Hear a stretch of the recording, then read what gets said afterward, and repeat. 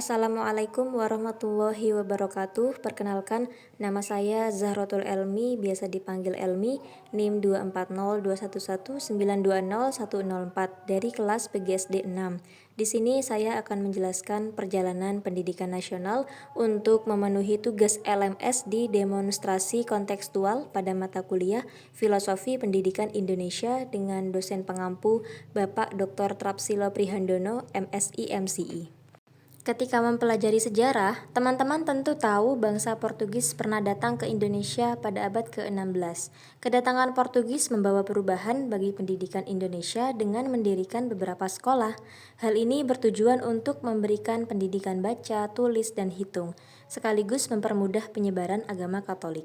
Ketika Belanda memasuki Indonesia, kegiatan sekolah ini berhenti dan digantikan dengan sekolah yang dirintis oleh Belanda. Ambon menjadi tempat pertama yang dipilih Belanda. Setiap tahunnya, beberapa penduduk Ambon dikirim ke Belanda untuk dididik menjadi guru. Ketika Indonesia memasuki tahun 1627, telah terdapat 16 sekolah yang memberikan pendidikan kepada sekitar 1.300 siswa. Memasuki abad ke-19, Belanda mendirikan 20 sekolah untuk penduduk Indonesia di setiap ibu kota karesidenan. Namun, saat itu pelajar hanya boleh dari kalangan bangsawan. Baru ketika tanam paksa berakhir, beberapa sekolah menerima pelajar dari kalangan lain. Pada akhir era abad ke-19, Belanda memperkenalkan sistem pendidikan formal yang lebih terstruktur pada rakyat Indonesia, yaitu ada ILS, Sekolah Dasar bagi Orang Eropa, HIS, Sekolah Dasar bagi Pribumi, MULO, Sekolah Menengah, AMS, Sekolah Atas, dan HBS, Pra-Universitas. Ketika Belanda menyerah pada Jepang di Kalijati, Subang, sistem pendidikan Indonesia pun diambil alih oleh Jepang. Bedanya, Jepang membuka sekolah ini untuk seluruh kalangan masyarakat, bukan hanya bangsawan. Pada masa pendudukan Jepang, bahasa yang digunakan adalah bahasa Indonesia diikuti bahasa Jepang sebagai bahasa kedua. Sementara itu, bahasa Belanda tidak diperbolehkan sama sekali digunakan sebagai alat komunikasi. Selain itu, Jepang juga banyak menanamkan ideologi mental kebangsaan kepada para pelajar. Hal ini dilakukan dengan menyanyikan lagu kebangsaan Jepang, senam menggunakan lagu Jepang, hingga mengibarkan bendera. Sistem pengajaran dan struktur kurikulum ditujukan kepada keperluan Perang Asia Timur Raya. Perang Asia Timur Raya adalah Perang Pasifik atau Perang Asia Pasifik, atau yang dikenal di Jepang dengan nama Perang Asia Timur Raya. Ternyata ada beberapa perbedaan pendidikan antara pemerintahan Belanda dengan pemerintahan Jepang pada saat menjajah di Indonesia. Pertama, terkait kurikulum yang digunakan pada masa penjajahan Belanda menekankan misi penyebaran agama Nasrani. Sementara itu, pendidikan masa Jepang lebih ditekankan untuk belajar di luar kelas karena latihan militer. Kesempatan untuk belajar di dalam kelas seperti membaca, menulis, berhitung, dan ilmu lainnya hanya dengan waktu yang terbatas. Oleh karena itu, kemampuan akademik peserta didik mengalami kemerosotan yang cukup tajam pada masa penjajahan Jepang. Perbedaan terlihat dari tenaga pendidik atau guru. Di masa Belanda, guru harus menempuh pendidikan khusus. Upah yang diterima tergantung asal mereka menempuh pendidikan.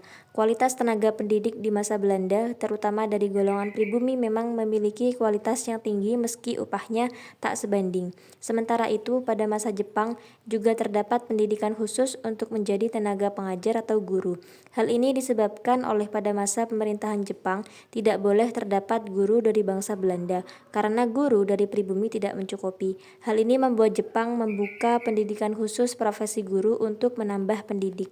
Pada zaman pemerintahan Belanda, terdapat organisasi yang dikenal Perguruan Taman Siswa. Organisasi ini adalah organisasi pendidikan yang didirikan oleh Ki Hajar Dewantara pada tanggal 3 Juli 1922 di Yogyakarta. Organisasi ini merupakan bentuk perlawanan terhadap sistem pendidikan kolonial Belanda yang diskriminatif dan tidak menghargai kebudayaan pribumi. Taman siswa juga merupakan sarana untuk menumbuhkan semangat nasionalisme dan kemerdekaan di kalangan masyarakat Indonesia. Berbicara tentang perjalanan pendidikan nasional, tidak akan luput dari tokoh Ki Hajar Dewantara. Siapa Ki Hajar Dewantara itu? Nama kecilnya adalah Raden Mas Soewardi Suryaningrat, lahir di Yogyakarta pada tanggal 2 Mei 1889. Dan pada usia 40 tahun berganti nama menjadi Ki Hajar Dewantara. Beliau wafat di Yogyakarta pada tanggal 26 April 1959 dan dimakamkan di Taman Wijaya Brata pada usia 70 tahun. Pada tahun 1913 sampai 1919, RM Soewardi Suryaningrat atau kita kenal dengan sebutan Ki Hajar Dewantara dalam usia 24 tahun diasingkan di negeri Belanda karena tulisan-tulisannya. KHD juga membela rakyat karena ketidakadilan. Di Belanda, KHD tertarik dan memperdalam masalah pendidikan dan kebudayaan serta di samping sosial politik. Ia berhasil memperoleh akte guru pada tahun 1915. Ia juga mulai mengenal tokoh-tokoh pendidikan seperti Dr. Froebel di Jerman pada tahun 1840, yang mana pada waktu berusia 58 tahun, Dr. Froebel mendirikan perguruan anak-anak yang diberi nama kindergarten atau taman anak, yang mengajarkan menyanyi, bermain-main, dan melaksanakan pekerjaan anak. Lalu KHD juga mengenal Dr. Maria Montessori dari Italia yang mendirikan taman kanak-kanak dengan nama Casa dei Bambini, di mana anak-anak putra dan putri dididik panca inderanya secara bebas dan diasuh secara Katolik. Hal ini merupakan petunjuk jalan untuk usahanya dalam membangun aliran pendidikan baru yang sesuai dengan kebutuhan masyarakat Indonesia. Selanjutnya, pendidikan pasca kemerdekaan. Pada zaman kemerdekaan, kondisi sosial politik sangatlah tidak stabil. Maka dari itu, hal tersebut sangat mempengaruhi pola dan dinamika pendidikan nasional saat itu, dan telah terjadi beberapa kali perubahan arah dan orientasi pendidikan nasional. Pendidikan di Indonesia antara tahun 1945 sampai 1950 merupakan pendidikan masa perjuangan.